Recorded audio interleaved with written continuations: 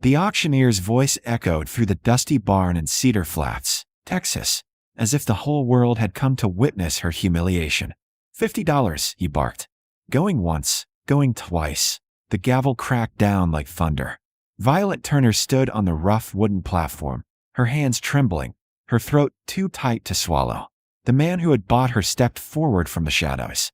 Tall, silent, his face hidden beneath the brim of a black hat. He wore leather gloves and a long canvas coat that whispered as he moved. When he reached the platform, he didn't speak. He simply offered his hand to help her down. She didn't take it. She descended alone, her worn boots hitting the dirt floor with a hollow thud. And that was how it began. 3 days earlier, Violet had buried her mother behind the farmhouse. The land was already gone, sold by creditors who wouldn't wait another week.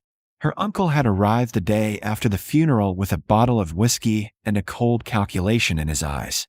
"You got no home," he'd said. "No money. No prospects. I can fix that." He brought her to Cedar Flats and sold her to the highest bidder like livestock at auction. The law allowed it. A woman with debt, no family to protect her, and no means to survive could be bound into indentured service. The buyer paid the debt. The woman worked it off. That was the arrangement. That was the trap. Violet had stood silent through the whole humiliating affair. Men had circled her like wolves. Ranch foremen looking for cheap labor, saloon owners looking for pretty faces, drifters with cruel smiles. She'd kept her eyes on the ground, praying for someone decent. Then the man in black had spoken from the back of the barn. $50. The room had gone quiet. No one raised the bid. No one argued. He paid cash, signed the paper, and walked her out into the blinding afternoon sun without a word. His wagon waited at the edge of town. 2 strong horses stood ready. He opened the back gate and gestured for her to climb in. She hesitated. He still hadn't spoken. "Where are we going?" she finally asked, her voice hoarse. He glanced at her briefly. His eyes were dark, unreadable. "My ranch," he said. That was all. The ride lasted hours. They left Cedar Flats behind and traveled north through rolling hills dotted with mesquite and prickly pear. The land was hard and dry, the sky wide and empty. Violet sat in the wagon bed, her small bundle of belongings clutched against her chest. She studied his back, broad, silent, unyielding. He had not asked her name. He had not told her his. He had not made a single promise or threat. And somehow, that terrified her more than cruelty would have. When they arrived, the ranch house stood alone against the horizon. It was larger than she'd expected. 2 stories, painted white once, but faded now. A wide porch wrapped around the front. Corrals stretched behind it. Cattle grazed in the distance. He pulled the wagon to a stop and climbed down. This time he waited. Violet stepped down on her own again. Her legs ached. Her head throbbed. She felt hollow. He led her up the porch steps and opened the door. Inside, the house was clean but stark. Plain furniture. No curtains. No softness anywhere. "You'll sleep upstairs," he said, his voice low and rough. "Second door on the right." She turned to face him. "What do you want from me?" He removed his hat slowly. She saw his face clearly for the first time. Hard lines. A scar along his jaw. Eyes that had seen too much. "Work," he said. "That's all. And when the debt's paid." His gaze held hers. "Then you're free." She didn't believe him. Men didn't spend money on freedom. The first days were strange and silent. Violet worked from dawn until dusk, cooking, cleaning, mending, washing. He never raised his voice. Never touched her. Never demanded anything beyond the tasks he quietly assigned. He worked the ranch alone. No hired hands. No neighbors close enough to visit. Just him, the cattle, and the endless sky. At meals, they ate in silence. She served him. He nodded. "Thanks." That was all. One evening, as she scrubbed dishes by lamplight, she heard boots behind her. "You don't have to be afraid," he said. She turned sharply. He stood in the doorway, hat in hand. "I am afraid," she replied. He nodded slowly. "I know." Then he walked away. That night, Violet lay awake in the small upstairs room, staring at the ceiling. She had expected cruelty. She had braced for violence. Instead, she'd found something far more confusing. Silence. Distance. And a man who had paid $50 for her labor, but treated her like something he didn't quite know how to break. 2 weeks passed. The rhythm of the ranch became routine.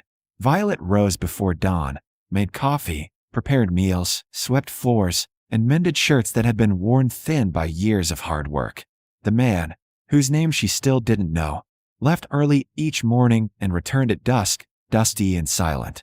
He never spoke unless necessary, never lingered, never looked at her longer than politeness required. It unsettled her more than anger would have. One afternoon, while hanging laundry on the line behind the house, she heard a rider approaching fast. A man in a fine coat dismounted near the porch. He was older, gray-haired, with a sharp face and sharper eyes. The rancher stepped out to meet him. Violet stayed near the clothesline, listening. "You can't hide here forever, Donovan," the older man said. So that was his name. Donovan. "I'm not hiding," Donovan replied evenly. "Your father's dying. The railroad needs an answer. You're the only heir." Violet's hands stilled on the wet fabric. "I gave my answer 5 years ago," Donovan said. The older man's voice hardened. "You walked away from millions. You can't pretend you're just some cowboy forever." "I can. And I am." The man mounted his horse again, frustrated. "The company won't wait forever." He rode off in a cloud of dust. Violet stood frozen, her mind spinning. Millions. Railroad. Heir. That evening, she set supper on the table as usual. Donovan sat down without meeting her eyes. She poured coffee. Her hands shook slightly. "You're rich," she said quietly. He looked up. "I heard," she continued. "That man. What he said." Donovan set down his fork.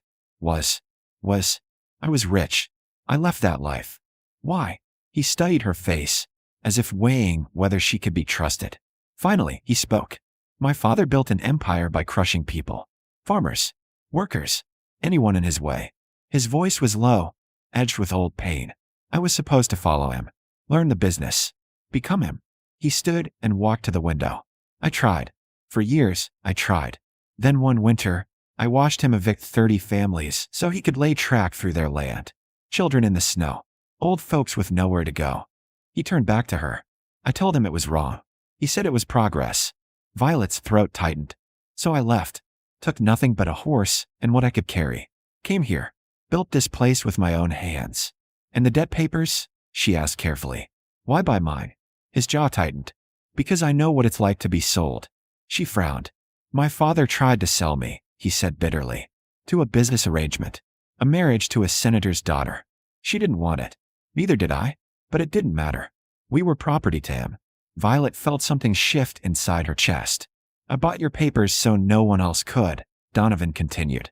"Men at that auction weren't looking for workers. They were looking for something to own." She swallowed hard. "And you? I want you safe. That's all." Silence settled between them. "You could have told me," she said. "Would you have believed me?"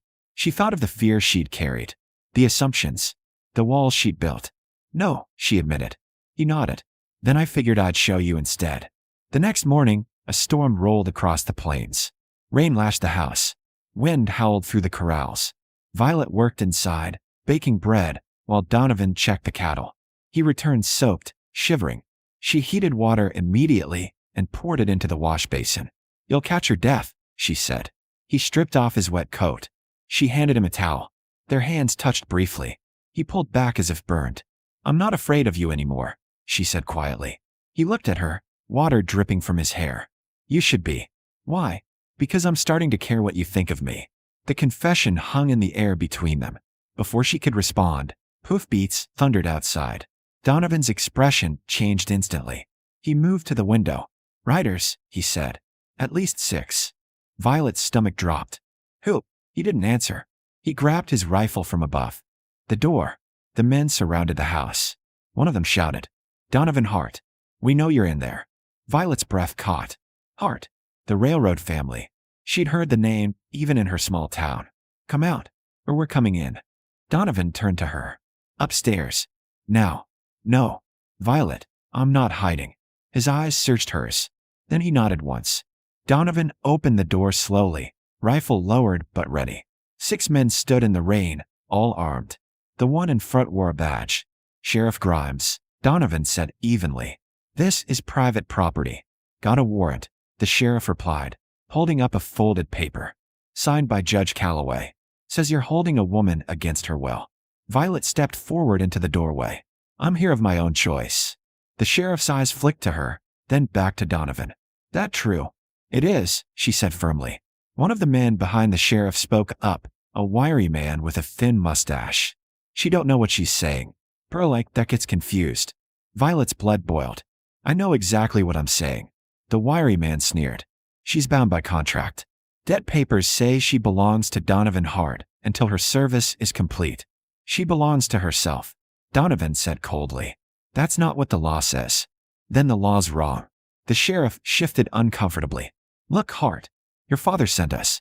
Says you got no right hiding out here when there's business needs handling. Says if you won't come back willing, we're authorized to bring you back by force. Donovan's grip tightened on the rifle. My father has no authority over me. He's dying. Railroad board says you're next in line. They need you in San Antonio by week's end. I'm not going. The wiry man stepped forward. You don't get a choice. Your daddy owns half the state. You think you can just walk away? I already did. The sheriff sighed. We got orders, Donovan. Don't make this harder than it needs to be. Violet's mind raced. She saw the desperation in Donovan's eyes, the same trapped look she'd worn on that auction platform. She understood now. He had saved her from one kind of bondage, but he was still caught in his own. She stepped fully outside into the rain. Sheriff, she said clearly, I have something to say. The men turned to her. Donovan Hart paid my debt. That makes the contract between him and me, not him and his father. If I release him from that contract, he owes nothing. The sheriff frowned. That's not how. It's exactly how it works, Violet interrupted. She pulled the folded debt paper from her apron pocket. Donovan had given it to her a week ago, saying she should keep it safe. She tore it cleanly in half. Contract's void, she said. I'm free. So is he. The wiry man laughed harshly. That don't change who he is, girl. He's still a Hart. Still got responsibilities. Donovan stepped beside Violet. I gave up that name 5 years ago. I'm Donovan Ellis now. Legally changed. Filed in Austin. The sheriff's expression shifted. Ellis. My mother's name. Check the records if you want. The wiry man looked furious. His father won't accept. His father doesn't have to, Violet said. A man chooses his own life. The sheriff studied them both for a long moment. Then he folded the warrant and tucked it back into his coat. I'll tell your father you're not interested, he said quietly to Donovan. But he won't stop. You know that. Let him try, Donovan replied. The men mounted their horses. The wiry one spat in the dirt before riding off. The sheriff tipped his hat to Violet. Ma'am, he said. Then they were gone.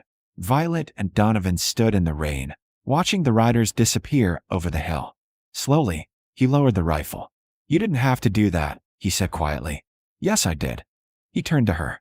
You're free now. You can leave. Go anywhere. She met his eyes. So can you.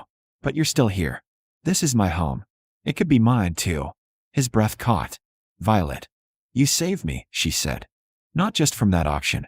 From believing I was worth $50 and nothing more. You were always worth more. Then let me stay? Not as a servant. As a partner. The rain softened. Sunlight broke through the clouds, casting long golden beams across the wet land. Donovan reached out slowly and took her hand. I don't have wealth anymore. Just this ranch. Just this life. That's all I want. He smiled then. A real smile, the first she'd ever seen. It changed his whole face. Then stay, he said. 6 months later, Violet stood on the porch of the ranch house, her ranch house now. The deed bore both their names. They had married in the small church in Cedar Flats, with the same preacher who had once blessed auctions now blessing a union built on choice. She wore a simple dress. Donovan wore his best shirt. They spoke vows that meant something. The ranch grew. They hired hands, men and women who needed work and were paid fairly. Violet started a small school for children of nearby families. Donovan trained horses and sold them at honest prices. Word came once that his father had died. The lawyers sent letters. Donovan burned them unopened. No inheritance. Violet had asked. I already have everything I need, he'd replied. Now, as the sun set over the Texas hills, Donovan joined her on the porch. He wrapped his arms around her waist. She leaned back against him. Any regrets? He asked. She thought of the girl on the auction platform. The fear. The shame.